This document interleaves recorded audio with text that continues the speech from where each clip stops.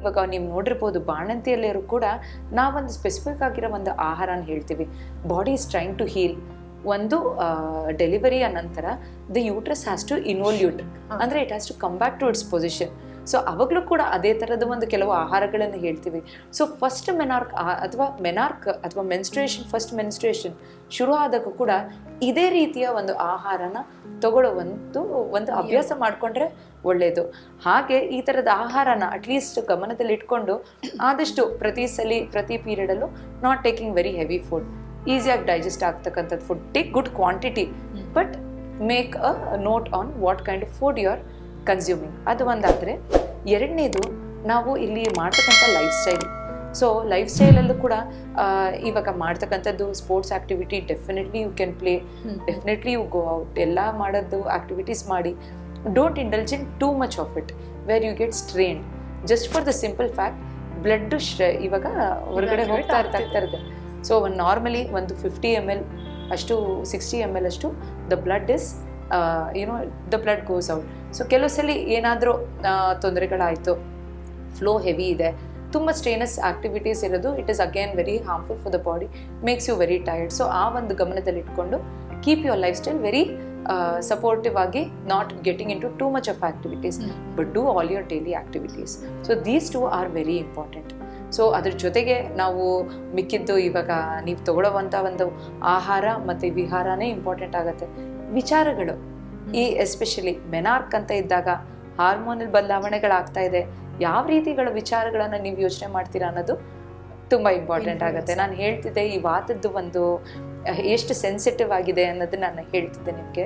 ನಾವು ಯೋಚನೆಗಳು ಮಾಡೋದು ಕೂಡ ಇಟ್ ಹ್ಯಾಸ್ ಎನ್ ಇನ್ಫ್ಲುಯೆನ್ಸ್. ನೀವು ನೋಡಿರ್ಬೋದು ಇವಾಗ ಕೆಲವು ಸಲ ತುಂಬ ಯೋಚನೆ ಮಾಡ್ತಕ್ಕಂಥದ್ದು ಅಥವಾ ತುಂಬ ಓವರ್ ಆ್ಯಕ್ಟಿವ್ ಆಗಿ ಇರ್ತಕ್ಕಂಥದ್ದಲ್ಲೂ ಕೂಡ ಈ ಮೆನ್ಸ್ಟ್ರುಯಲ್ ಇನ್ಫ್ಲುಯೆನ್ಸ್ ಸ್ವಲ್ಪ ಇರುತ್ತೆ. ಆ ಒಂದು ಸ್ಟ್ರೆಸ್ಸನ್ನು ಕಮ್ಮಿ ಮಾಡ್ತು ಅಂದಿದ ತಕ್ಷಣ ಇದೆಲ್ಲ ಒಂದು ಮಟ್ಟಿಗೆ ಸರಿ ಹೊಟ್ಟೋಗುತ್ತೆ. So it is have. So ಆದಷ್ಟು ಮೆನಾರ್ಕ್ ಟೈಮಲ್ಲಿ ಅಥವಾ ಫಸ್ಟ್ ಪೀರಿಯಡ್ ಅಂತ ಅಲ್ಲ, ಎವ್ರಿ ಪೀರಿಯಡ್ ಟೈಮಲ್ಲಿ try and have keep it very calm. ಓದ್ಕೊಳ್ಳೋದೆಲ್ಲ ಮಕ್ಕಳೆಲ್ಲ ಓದ್ಕೊಳ್ಳೋದು ಮಾಡ್ಕೋಬಹುದು. 3 to 4 days ಪೀರಿಯಡ್ ಅಲ್ಲಿ mind don't watch too much of exciting ಆಗಲಿ, ತುಂಬಾ ಅಡ್ವೆಂಚರಸ್ ಆಗಿರ್ತದೆ, ಅಗ್ರೆಷನ್ ತರಿಸೋದು, ತುಂಬಾ debate topics, violence. Just keep it very calm to see that the hormonal functioning is happening very smoothly. Okay. So this is the normal one that has to be followed by every mother, and it has to be passed on another. So idu ಒಂದಾದ್ರೆ next ಅವರು ಸ್ಕೂಲಿಗೆ ಹೋಗುವಾಗ getting into daily activities, ಅವಾಗೆಲ್ಲ ಅದನ್ನೆಲ್ಲ regular ಆಗಿ ಮಾಡಿ ಆದಷ್ಟು. So ಇದು ಒಂದು ಮೇಂಟೈನಿಂಗ್ ದರ್ ಮೆನ್ಸ್ಟ್ರುವಲ್ ರೆಕಾರ್ಡ್. ನೀವು ಹೇಳ್ತಿದ್ರಿ ಪ್ರೀ ಮೆನ್ಸ್ಟ್ರುವಲ್ ಆಗಿ ಅಥವಾ ಅವರು ಮದುವೆ ಕೌನ್ಸಿಲಿಂಗಿಗೆ ಬಂದಾಗ, ಸೊ ಮ್ಯಾರೈಟಲ್ ಕೌನ್ಸಿಲಿಂಗ್ಗೂ ಆಗಲಿ, we tell them to maintain a menstrual calendar ಥರ, ವೇರ್ ಎಷ್ಟು ದಿನ ಫ್ಲೋ ಆಯಿತು, ಎಷ್ಟು ದಿನಕ್ಕೆ ಒಂದ್ಸಲಿ ಬಂದಿದೆ, ಏನಾದರೂ ಇನ್ಫ್ಲುಯೆನ್ಸ್ ಆಗಿ ಪೀರಿಯಡ್ ಇರೆಗ್ಯುಲರ್ ಆಗಿದೆಯಾ, have they been on taking lot of postponement, preponement ಟ್ಯಾಬ್ಲೆಟ್ಸ್ಗಳು ತಗೊಳ್ಳೋದು, ಅಭ್ಯಾಸಗಳು ಇಟ್ಕೊಂಡಿದ್ದಾರೆ, ಇವೆಲ್ಲ ಕೂಡ it becomes important. Okay. So ಒಂದಲ್ಲ ಎರಡಲ್ಲ ಎಲ್ಲಾ ಒಂದು ಫ್ಯಾಕ್ಟರ್ಸ್ ಕೂಡ ಇನ್ಫ್ಲುಯೆನ್ಸ್ ಆಗುತ್ತೆ. ಟ್ರಿಗರ್ ಮಾಡೋದಕ್ಕೆ ಉತ್ತಮ ಆಲೋಚನೆಗಳು ಕೂಡ ಸಹಾಯ ಆಗುತ್ತೆ. ಅದು ಕೂಡ ಟ್ರಿಗರ್. ಇತ್ತೀಚಿನ ದಿನಗಳಲ್ಲಿ ಇದು ತುಂಬಾ ನಮಗೆ ಅಗತ್ಯವಾಗಿರೋದು. ಈ ಒಂದು ಆಲೋಚನೆಗಳು ನಮ್ಮ ಒಂದು ಇವಾಗ ಇತ್ತೀಚಿನ ಒಂದು ಆ್ಯಕ್ಟಿವಿಟೀಸು ನಾವು ನೋಡಿದ್ರೆ, ಒಂದು ರೂಮಲ್ಲಿ ಒಂದು 10 ಜನ ಇದ್ದೀವಿ, ಅದರಲ್ಲಿ 7 ಜನ ಮೊಬೈಲ್ ಜೊತೆ ಇರ್ತಾರೆ. It is very and it is something that is influencing the mind. So ನಮ್ಮ ಕಾನ್ಸಂಟ್ರೇಷನಿಂದ ಹಿಡಿದು ಮೆದುಳಿನ ಒಂದು ಆ್ಯಕ್ಟಿವೇಶನು, ಇವೆಲ್ಲ ಕೂಡ it gives stress in one way or the other. So it becomes very important, especially for children and for adolescents and for women, as they grow. ಪ್ರೆಗ್ನೆನ್ಸಿಲೂ ಅಷ್ಟೇ, ಆದಷ್ಟು trying to keep away from all of that. Okay. So ಈ ತರ digital detox ಕೂಡ ಬರಬೇಕು. Stress ಇಂದ ದೂರ ಇದ್ದಷ್ಟು ನಮ್ಮ ದೈಹಿಕ ಮಾನಸಿಕ ಆರೋಗ್ಯಕ್ಕೆ ಎರಡಕ್ಕೂ ಉತ್ತಮ ಆಗಿ ಅದು ಹೆಲ್ಪ್ ಮಾಡುತ್ತೆ. ಸೊ ಇನ್ನ ಒಂದು ಸ್ತ್ರೀ ಅಥವಾ ಒಂದು ಮಗು ಜನನ ಆದ್ರೆ ಯಾವ ಏಜ್ ಇಂದ ಯಾವ ಏಜ್ ವರೆಗೆ ಅವ್ರನ್ನ ಏನಂತ ಸಂಬೋಧಿಸ್ತೀವಿ? ಈ ರೀತಿಯಾದಂತಹ ಕ್ಯಾರೆಕ್ಟರಿಸ್ಟಿಕ್ಸ್ ಇಂಥ ಒಂದು ಸಮಯದಲ್ಲಿ ಬರುತ್ತಾ ಅಂತ ಹೇಗೆ ಗೊತ್ತಾಗುತ್ತೆ? ಕರೆಕ್ಟ್. ಇದು ನಮ್ಮ ಆಯುರ್ವೇದದಲ್ಲಿ ನಾವು ಪರಾಶರ ಸಂಹಿತದಲ್ಲಿ ತುಂಬ ಅದ್ಭುತವಾಗಿ ವಿವರಣೆ ಮಾಡಿದ್ದಾರೆ. ದಿ ಗಿವ್ ನೇಮ್ಸ್, ಅಂದರೆ ಇದನ್ನು ಹೆಸರನ್ನು ಒಂದು ಕೊಡೋದು.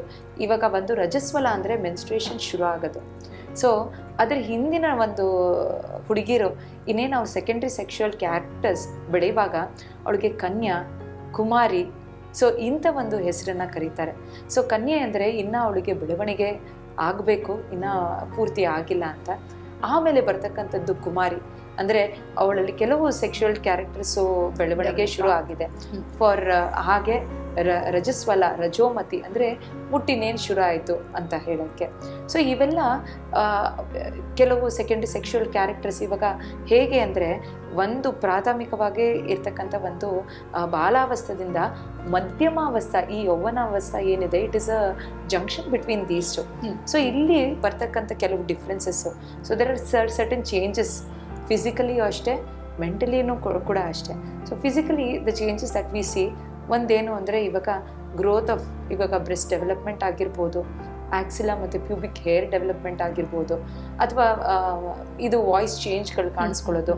ಸೊ ಇವೆಲ್ಲ ಫಿಸಿಕಲ್ ಡೆವಲಪ್ಮೆಂಟ್ಗಳಾದರೆ ದ ಮೆಂಟಲ್ ಡೆವಲಪ್ಮೆಂಟ್ ಇಸ್ ಅವ್ರ ಆಲೋಚನೆಯಲ್ಲಿ ಮಾಡ್ತಕ್ಕಂಥದ್ದು, ದೇ ಬಿಕಮ್ ಮೋರ್ ಫೈನ್.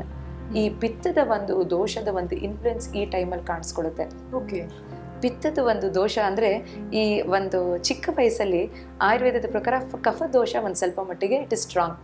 ಎಲ್ಲ ರೀತಿಯ ಒಂದು ಉಪಚಯ ಅಥವಾ ಒಂದು ಎನಾಬಲಿಸಮ್ ಅಥವಾ ಬೆಳವಣಿಗೆಗೆ ಸಹಾಯ ಮಾಡ್ತಕ್ಕಂಥದ್ದು. ಆಮೇಲೆ ಬರ್ತಕ್ಕಂಥದ್ದು ಈ ಪಿತ್ತದ ಒಂದು ರೀತಿಯಲ್ಲಿ dynamism, it's maintaining the body. So ಅದ್ರದ್ದು ಒಂದು ಇನ್ಫ್ಲುಯೆನ್ಸು ಅವ್ರ ಆಲೋಚನೆಗಳಲ್ಲೂ ಕೂಡ ಕಾಣಿಸ್ಕೊಳ್ಳೋಕೆ ಶುರು ಆಗುತ್ತೆ. ಆ ಒಂದು ಕಾರಣದಿಂದ ಈ ಟೈಮಲ್ಲಿ ದೇರ್ ಮೋರ್ ಶಾರ್ಪರ್. ಆ ಥರ ಯೋಚನೆ ಮಾಡುವ ಒಂದು ಶಕ್ತಿ ಆಗಲಿ, ಸೆಲೆಕ್ಟಿವಿಟಿ ಆಗಲಿ, ಧೃತಿ, ಸ್ಮೃತಿ, so there the memory capacity, ಇವೆಲ್ಲ ಕೂಡ ಇಟ್ ಸ್ಟಾರ್ಟ್ಸ್ ಇನ್ಫ್ಲುಯೆನ್ಸಿಂಗ್ ಬುದ್ಧಿ. ಇವೆಲ್ಲ ಇನ್ಫ್ಲುಯೆನ್ಸ್ ಆಗೋದು ಈ ಒಂದು ಸಮಯದಲ್ಲಿ. ಸೊ ಆದಷ್ಟು ಇದು ಬೇಸ್ ಲೈನ್ ಟೆಂಪರ್ಮೆಂಟ್ ನ ಕೂಡ ಸೆಟ್ ಮಾಡೋಕ್ಕೆ ಸಹಾಯ ಮಾಡುತ್ತೆ. ಸೊ ಆ ಒಂದು ಕಾರಣದಿಂದ ನಮ್ಮ ಒಂದು ಆಕ್ಟಿವಿಟೀಸ್ ಕೂಡ ಅದೇ ರೀತಿಯಲ್ಲಿ ಇದ್ರೆ ಅದು ದೇಹಕ್ಕೆ ಒಳ್ಳೆಯದು, ಮಾನಸಿಕವಾಗೂ ಅದು ಒಳ್ಳೆಯದು. ಓಕೆ, ಸಾಕಷ್ಟು ಮಾಹಿತಿಯನ್ನ ತಿಳಿಸ್ಕೊಟ್ರಿ. ಎಲ್ಲ ಉಪಯುಕ್ತಕರವಾದಂಥ ಮಾಹಿತಿಗೆ ಎಂದಿನಂತೆ ನಾವು ಧನ್ಯವಾದಗಳನ್ನು ಅರ್ಪಿಸ್ತೀವಿ. ವಂದನೆಗಳು. ಧನ್ಯವಾದಗಳು. ವೀಕ್ಷಕರೇ, ಇದಾಗಿತ್ತು ಈ ದಿನದ ವಿಶೇಷ ಕಾರ್ಯಕ್ರಮ ಆಯುಷ್ ಟಿವಿ ಪ್ರಸ್ತುತಪಡಿಸುವ ಗರ್ಭ ಸಂಸ್ಕಾರ. ಮುಂಬರುವಂತಹ ಸಂಚಿಕೆಗಳಲ್ಲಿ ಮತ್ತಷ್ಟು ಮಾಹಿತಿಯೊಂದಿಗೆ ಹಾಜರಾಗ್ತೀನಿ. ಅಲ್ಲಿವರೆಗೂ ವಂದನೆಗಳು.